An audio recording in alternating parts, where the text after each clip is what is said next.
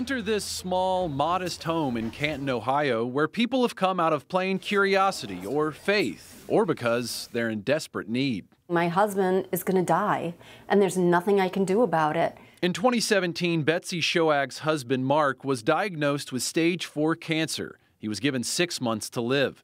Heavy chemotherapy treatment left him weak, unable to complete basic tasks like eating, walking, or showering on his own. His wife saw the life being drained out of him. Being a believer, being a devout Catholic, I knew that God would never abandon me, and so I turned to God. A friend suggested she come to that house in Canton, where a woman had lived in the 1930s and 40s.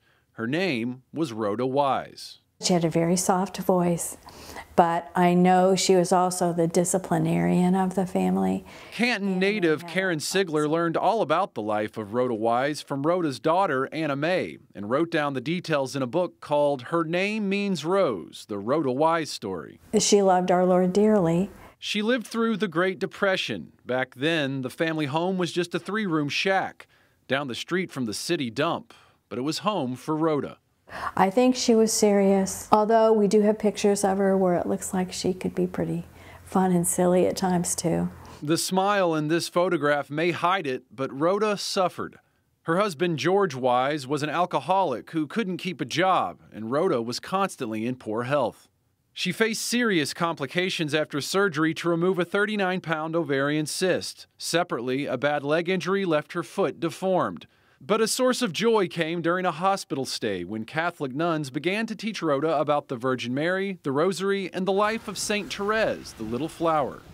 She and St. Therese were fast friends. And that devotion and the Rosary led her to ask to come into the church. Rhoda, a lifelong Protestant, converted to Catholicism when she was 51 years old. Her health complications continued. Quotes from many of Rhoda's journal entries are included in Sigler's book, including this one of desperation. St. Therese, my little flower, and Jesus, won't you take pity and do something to help me? Rhoda had stomach cancer and an open abdominal wound which caused excruciating pain. But her doctors said nothing more could be done, so she was sent home with bad news. She was in that room in her bed, expecting to die. But after days of agony, there was an unforgettable experience. Rhoda recounted in her journal, May 1939. I was wide awake and saw Jesus sitting right by my bed. She woke up on in the early morning of May 28th to a light in that room, and when she turned to see what it was, Jesus was sitting in that chair by her bed. And she, wasn't surprised to see him. She said, "Have you come for me?" And he said, "No, your time hasn't come yet." A month later, another visit on June 28th. She wrote, "What happened to me was done by no dream. I saw Jesus again last night. St. Therese, the little flower, was right by him. She put her hand on my stomach and said, 'You have been tried in the fire and not found wanting. Faith cures all things.' I looked at my stomach. I was entirely healed." What Rhoda experienced took place in this room. It was her bedroom at the time, and the chair Jesus sat on remains. When Betsy Shoag visited in her desperation, her husband Mark was too weak to come along. So she took one of his shirts with her. I put Mark's disgusting sweaty shirt on the chair that Jesus sat in, and I kneeled and I prayed. I think I actually prayed in Our Father. And she prayed to Rhoda on Mark's behalf, asking for a miracle to save his life. For decades, others just like Betsy have come here. Rhoda's granddaughter, Darlene Zestani, is a witness. All the people all around our yard. Darlene grew up in this house. It was home. My bed was there. And at the time, there was a window over here. She was born on her grandmother's birthday. As a girl, she remembers the strangers who would come over.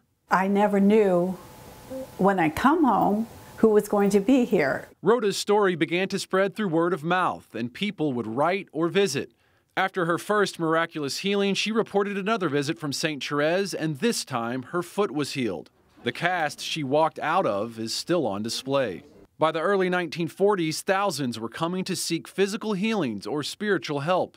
Rhoda would not turn them away, including a teenage girl named Rita Rizzo, She had an unbearable stomach condition, but was healed after Rhoda told her to pray a novena to St. Therese. It would inspire Rita to give her own life to Christ as a nun, and she became known as Mother Angelica, the foundress of EWTN. Rhoda had plenty of believers, and there were also skeptics. She was mocked.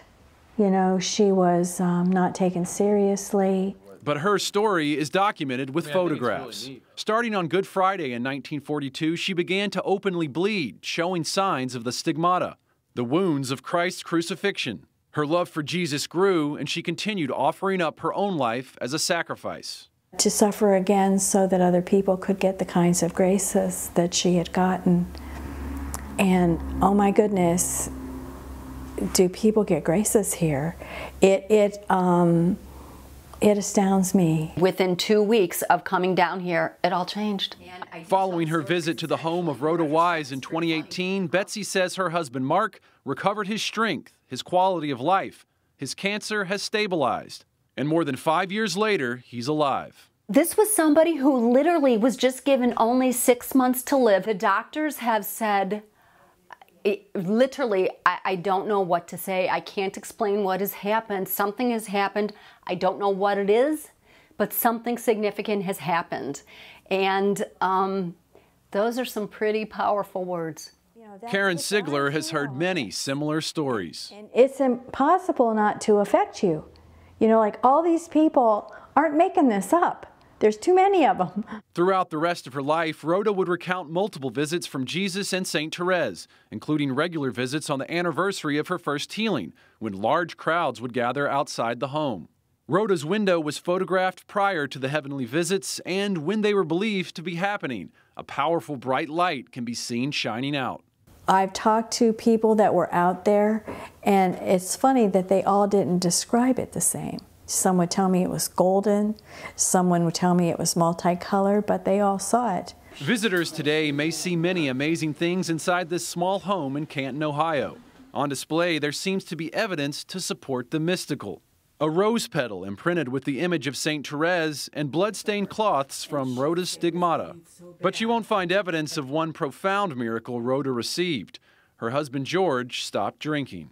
That's what she used to tell people was the greatest miracle our Lord worked for her. Oh, look at these.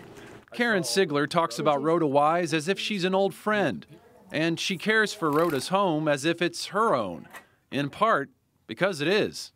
In 1948, the crowd said goodbye.